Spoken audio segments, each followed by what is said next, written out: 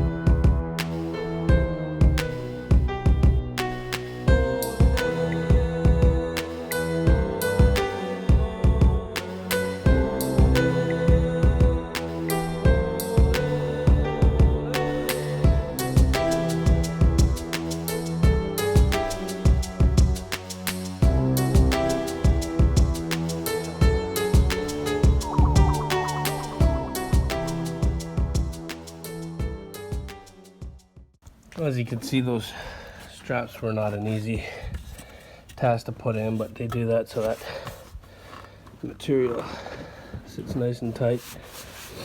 I'm not convinced that these Velcro straps worked as they should have, but I'm gonna order some new ones